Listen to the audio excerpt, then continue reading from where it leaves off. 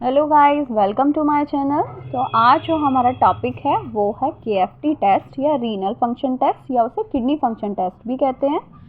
और urea creatinine और EGFR क्या होता है, किडनी डैमेज के अर्ली साइन क्या होते हैं, और अगर किडनी डिजीज़ है तो हम इसको अर्ली डायग्नोस कैसे कर सकते हैं।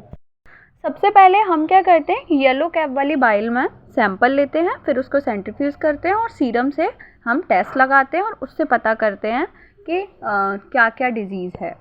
फर्स्ट वन जो हमें डिस्कस करना है कि किडनी के फंक्शंस क्या होते हैं। किडनी के फंक्शन ये वेस्ट को फिल्टर करता है, बैलेंसिंग फ्लूइड और इलेक्ट्रोलाइट करता है, और कुछ इम्पॉर्टेंट हार्मोन्स हैं उनके लिए भी प्रोड्यूस होता है, और बीपी को मेंटेन करता है, और कुछ आरबीसीज प्रोडक्शन में भी सपोर्ट करता है, और मेंटेन करता है बोन हेल्थ को विद विटामिन डी के साथ में करता है।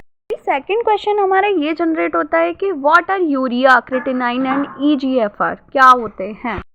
तो हमें पता है कि जो यूरिया है वो हमारे लिवर में बनता है और ब्रेक डाउन करता है प्रोटीन का, और वो किडनी में जाके यूरिया एक्सक्रीट आउट करता है यूरिन को, मतलब नाइट्रोजनस वेस्ट मटेरियल को रिमूव आउट करता है।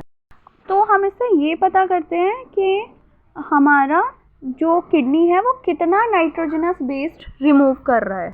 तो हमें जो बात करनी है वो यूरिया की नॉर्मल वैल्यू की बात करनी है। नॉर्मल जो रेंज होती है वो 10 to 50 होती है, 10 to 50 मिलीग्राम पर डेसीलीटर होती है। अगर यूरिया इंक्रीज हो रहा है तब क्या होगा, जब ब्लड में यूरिया इंक्रीज हो रहा है तब किडनी हमारी डिसफंक्शन हो जाएंगी, डिहाइड्रेशन भी हो जाएगा, और अगर हम हाई प्रोटीन इंटेक कर रहे हैं तब क्या होगा, ज़्यादा ब्रेक डाउन होगा, बहुत ज़्यादा प्रोडक्ट बनेंगे। और नेक्स्ट कंडीशन ये भी हो सकती है कि गट में भी ब्लीडिंग हो सकती है। जब गट में ब्लीडिंग होगी तो क्या होगा, प्रोटीन का एब्जॉर्प्शन ज़्यादा हो जाएगा। नेक्स्ट, अगर यूरिया डिक्रीज हो रहा है, अगर यूरिया डिक्रीज हो रहा है तब वहाँ पे क्या होगा, लिवर फेलियर होगा। क्यों होगा, क्योंकि यूरिया जो प्रोड्यूस हो रहा है वो लिवर में ही तो हो रहा है, और ओवर हाइड्रेशन की कंडीशन भी होगी। नेक्स्ट हमारा जो क्वेश्चन जनरेट हो रहा है, what is creatinine.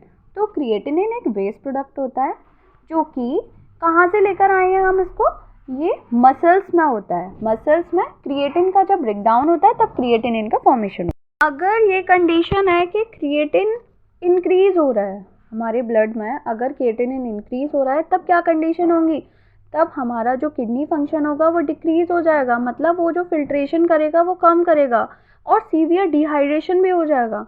Muscles injury भी हो सकती है, और जब मसल्स इंजरी होगी तो वहाँ पे मसल डिजीज़ भी कॉज हो जाएंगे।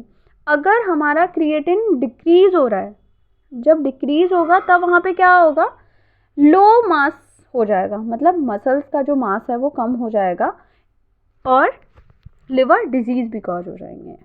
क्रिएटिनिन की जो नॉर्मल रेंज होती है वो 0.7 to 1.3 होती है मेल में, और फीमेल में 0.6 to 1.1 होती है। अभी अगर हम बात करें कि रीनल फंक्शन टेस्ट में ये था कि अगर यूरिया इंक्रीज हो रहा है, और जब यूरिया इंक्रीज हो रहा है तो क्रिएटिनिन भी इंक्रीज होगा, क्रिएटिनिन भी इंक्रीज होगा तो ईजीएफआर कम हो जाएगा, मतलब ईजीएफआर डिक्रीज जा रहा है। जब डिक्रीज आ रहा है इसका मतलब ये है कि ब्लड अच्छे से फिल्टर नहीं हो पा रहा है, और नाइट्रोजनस वेस्ट लाइक यूरिया और क्रिएटिनिन रिमूव नहीं हो पा रहे हैं। जब रिमूव नहीं होंगे नाइट्रोजनस वेस्ट तो क्या होगा, किडनी डिजीज़ कॉज होंगे, और उसके कुछ सिम्टम्स भी हमें दिखाई देंगे, सिम्टम्स में पैरों पे स्वेलिंग आ जाएगी, फेस पे स्वेलिंग आ जाएगी, एंकल पे स्वेलिंग आ जाएगी, फटिक और वीकनेस होगी बहुत ज़्यादा, नोज़िया और वोमिटिंग के सिम्टम्स हमें दिखाई देंगे, यूरिन हमें बार बार जाना पड़ेगा, यूरिन की फ्रिक्वेंसी चेंज हो जाएगी, यूरिन का कलर भी चेंज हो जाएगा, और बीपी राइज़ करेगा, बीपी बहुत ज़्यादा बढ़ने लग जाता है, और ब्रीथ का जो रेट है वो शॉर्ट हो जाएगा, मतलब ब्रीथ प्रॉपर नहीं हो पाएगा, माउथ से बैड स्मेल आएगी। रीनल फंक्शन टेस्ट से हम यूरिया, क्रिएटिनिन और ईजीएफआर का पता लगा सकते हैं।